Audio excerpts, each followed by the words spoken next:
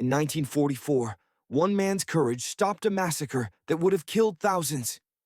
His intelligence saved an entire nation from destruction.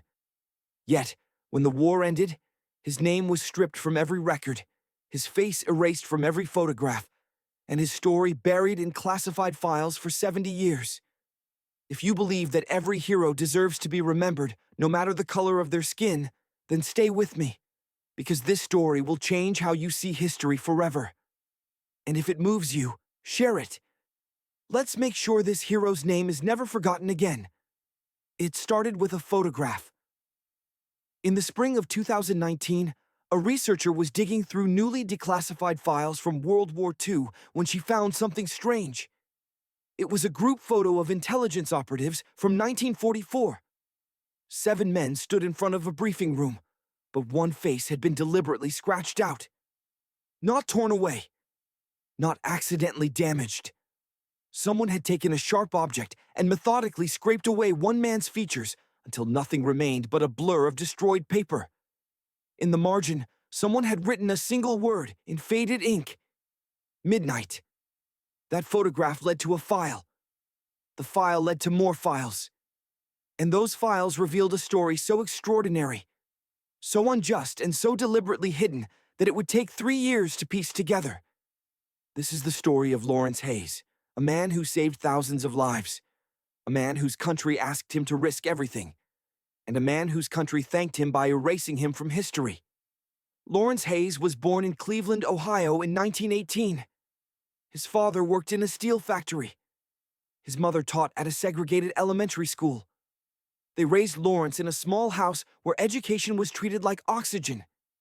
Essential, non-negotiable. By the time Lawrence turned 20, he spoke 4 languages fluently: English, French, German, and Italian. He taught himself by borrowing books from a library that barely allowed him through the door. He dreamed of serving his country. Not on a battlefield, but in the shadows where intelligence wins wars. In 1941, months before Pearl Harbor, Lawrence applied to join military intelligence. He was rejected. He applied again. Rejected again. The 3rd time, he received a letter that was brutally honest. "Your qualifications are excellent," it read, "but the service is not prepared to accept Negro operatives at this time." Then December 7th came. Pearl Harbor burned. America was suddenly fighting a war on 2 oceans, and desperate times create desperate opportunities. In January 1942, Lawrence received a different kind of letter. It had no official letterhead, no signature, just an address and a time. When he arrived at the unmarked building, 3 men in suits sat across from him at a plain table. They told him they needed his skills. They told him the country needed him. Then, they told him the price. "You will work for us," one man said. "You will train with the best. You will serve on the most dangerous missions. But you will never officially exist. No records, no recognition, no proof. If you die, your family will be told you died in a training accident. Do you understand?" Lawrence understood. He also understood something they did not say out loud. This was the only chance he would ever get. So he said yes. The training was brutal. Lawrence learned how to kill silently, how to forge documents, how to resist torture, how to disappear into a crowd and reappear behind enemy lines. He finished top of his class in every single category. The other trainees respected him. The commanders refused to acknowledge him in official reports. He was being trained to be invisible, which was grimly appropriate for a man his country already refused to see. By the spring of 1944, Lawrence was ready. The Allied invasion of Europe was coming. Everyone knew it. The Germans knew it. They were preparing. And military intelligence needed someone behind enemy lines who could move through occupied France without drawing attention. Someone brilliant, someone expendable. They chose Lawrence. On a moonless night in early June, Lawrence parachuted into the French countryside. His mission was clear. Locate a suspected German weapons facility. Verify what was being produced. Report back 3 days. In and out. He posed as a laborer from the French colonies in Africa. His skin, which made him suspect in America, gave him perfect cover in occupied France. The Germans had imported thousands of colonial workers. To the Nazis, he was invisible labor, beneath notice, which made him the perfect spy. Lawrence made contact with the local resistance within 18 hours. They were suspicious at first. Then he showed them what he could do. He spoke their language perfectly. He knew their codes. He moved like a shadow. Within 2 days, they trusted him with their lives. And that trust led him to the facility. It was hidden in a converted wine cellar outside a small village. From the outside, it looked abandoned. But the resistance had noticed trucks coming and going at night. Guards in civilian clothes. Scientists who spoke German. They needed someone to get inside. Lawrence volunteered. He went in as part of a cleaning crew, his forged papers identifying him as a worker from Senegal. The facility was larger than anyone suspected, 3 levels underground. And what Lawrence found in those levels made his blood run cold. This was not a conventional weapons facility. It was a chemical weapons plant. The Germans were producing poison gas on a massive scale, and the production schedule told him everything he needed to know. They were preparing to deploy it in 6 days. June 6th, D-Day.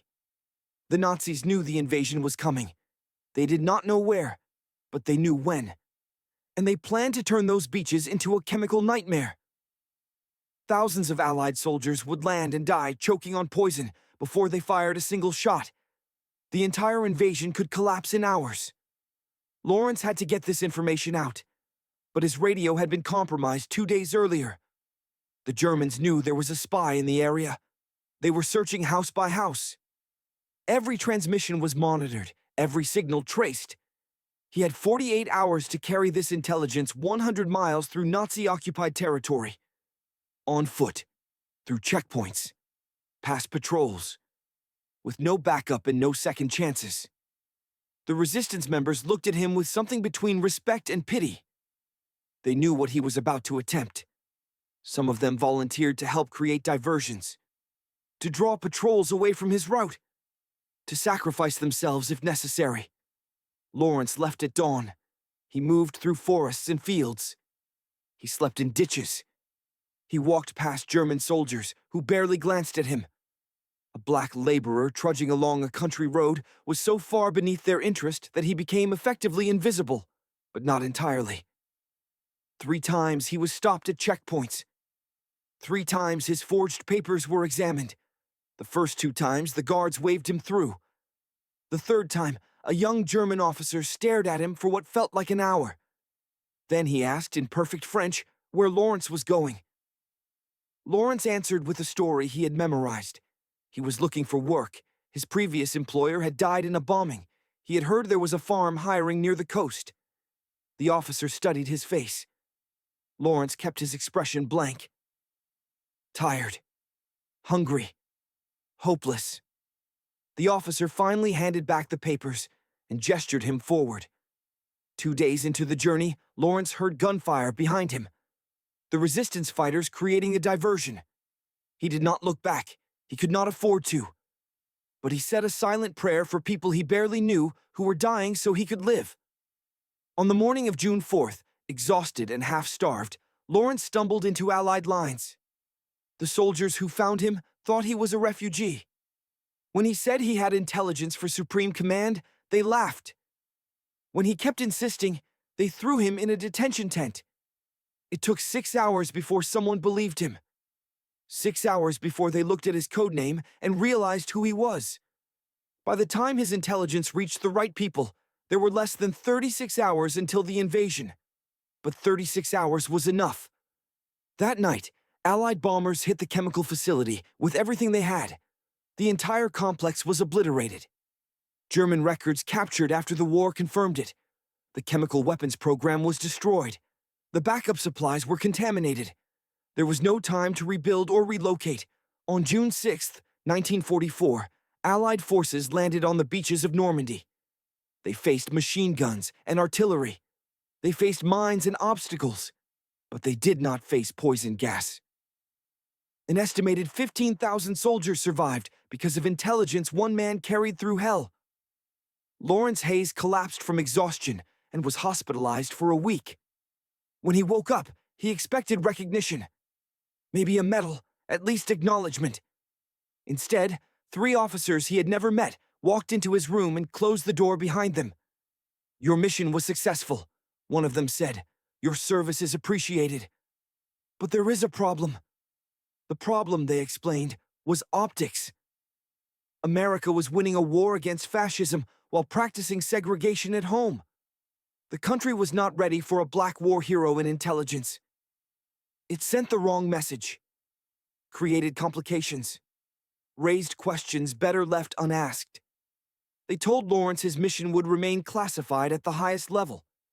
His name would be removed from all records.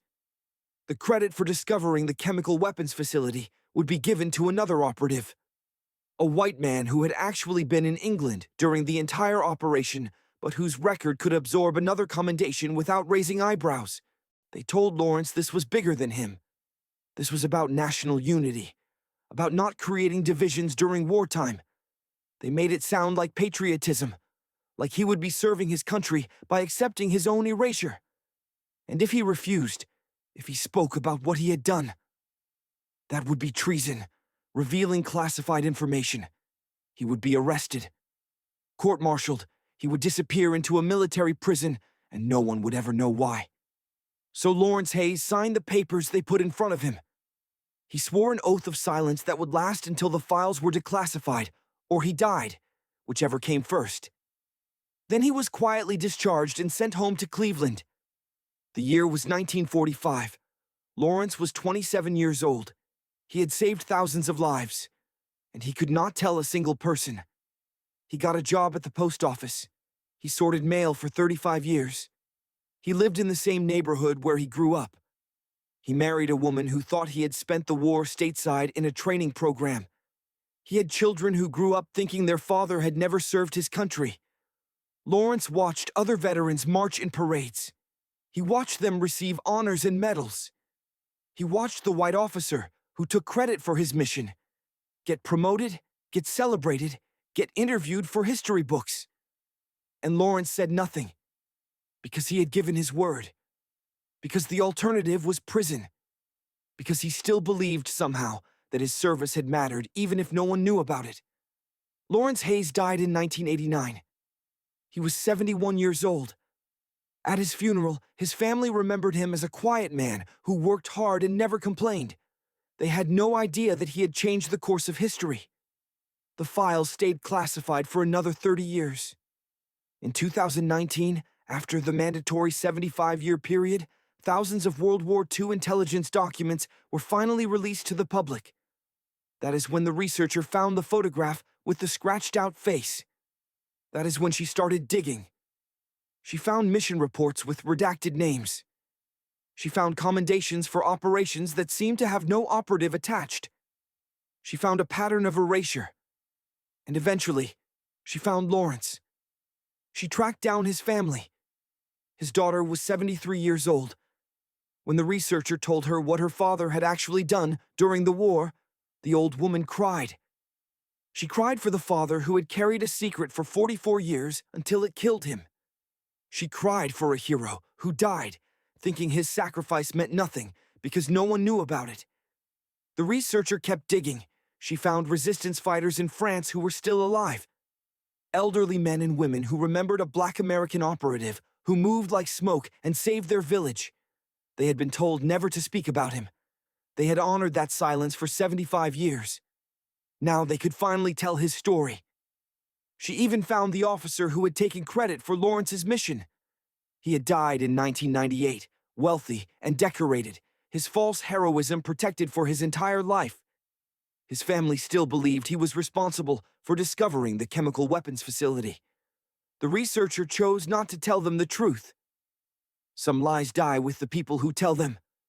But Lawrence Hayes was not the only one. As the researcher dug deeper, she found dozens of similar cases. Black intelligence operatives whose names had been systematically removed from records. Latino soldiers whose medals had mysteriously been lost. Native American code talkers who went uncredited for decades. Asian American translators erased from history books. It was not an accident. It was not bureaucratic error. It was policy, deliberate, systematic.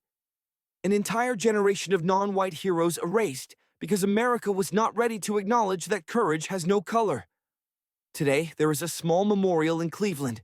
It was erected in 2022 after Lawrence's family fought for 3 years to have his service recognized. His name is carved into granite alongside 3 sentences describing what he did. It is not enough. It will never be enough.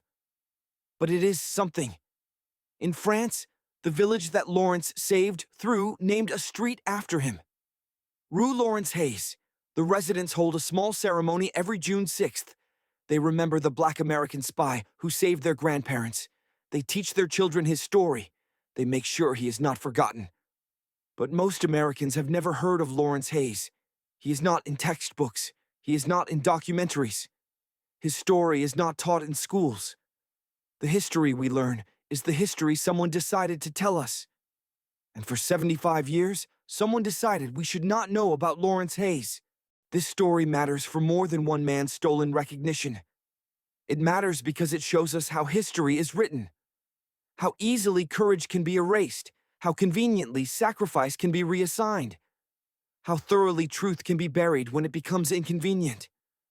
How many other Lawrence Hayes are still hidden in classified files? How many heroes are we still not allowed to know about? How many times has history been rewritten to erase the uncomfortable truth that America's greatest victories came from people America refused to fully recognize as equal? Lawrence Hayes deserved a medal. He deserved recognition. He deserved to tell his children what he had done. Instead, he got silence, secrecy, and erasure. He died never knowing that anyone would remember him, never knowing that his story would finally be told. But we know now. And knowing means we have a responsibility. We cannot let his story disappear again. We cannot let comfortable lies replace difficult truths. We cannot pretend that the version of history we were taught is complete when so much of it has been deliberately hidden. Lawrence Hayes deserves more than a small memorial. He deserves to be in every history textbook, every documentary, every conversation about World War II heroes. Share this story. Say his name. Make sure that no hero is ever erased again. Because if we forget their sacrifice, we dishonor their courage. And if this story matters to you, if it angers you, if it inspires you, then pass it on. Let's make sure Lawrence Hayes, and every hero like him, is finally remembered. History tried to erase them.